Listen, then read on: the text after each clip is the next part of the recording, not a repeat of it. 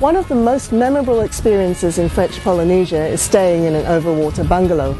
I'm staying at the Hilton Moorea Lagoon Resort and Spa. French Polynesia consists of 118 islands spread across an area as large as Europe. The good thing about coming to Moorea is that it's only a 30-minute ride away from the nation's capital, Papeete. All you have to do is hop on the ferry and you're here.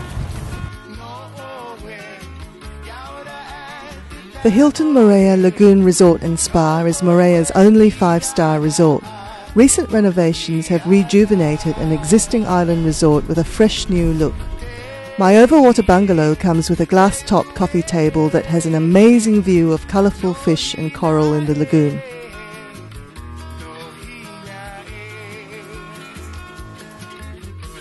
It's easy to hang around the resort and spend all your time sunbaking, swimming or snorkeling, but there's plenty to see and do around the island.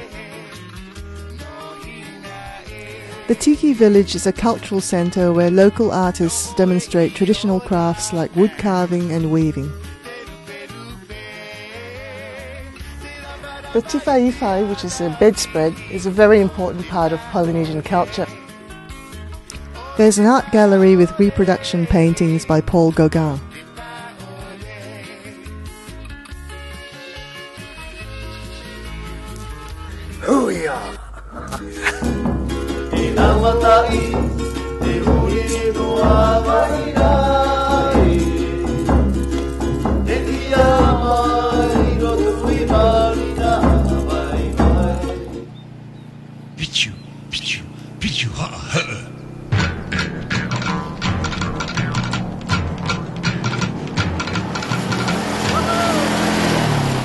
Driving an ATV is really easy and it's so much fun. All you need is a valid driver's license, and for Aussies, the only thing you need to remember is to drive on the right side of the road.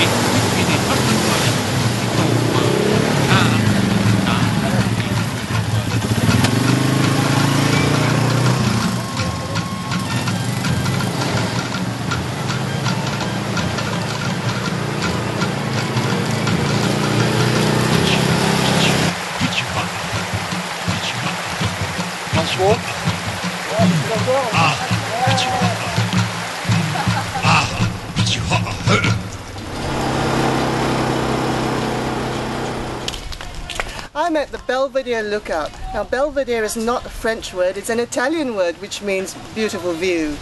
Behind me there's Opanohu Bay. Opanohu means the stomach of the stonefish, and over there is Cook's Bay.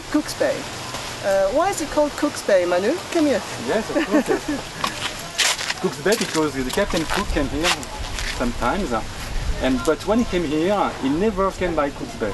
He always came by Opanohu Bay because maybe it was more easy to come here.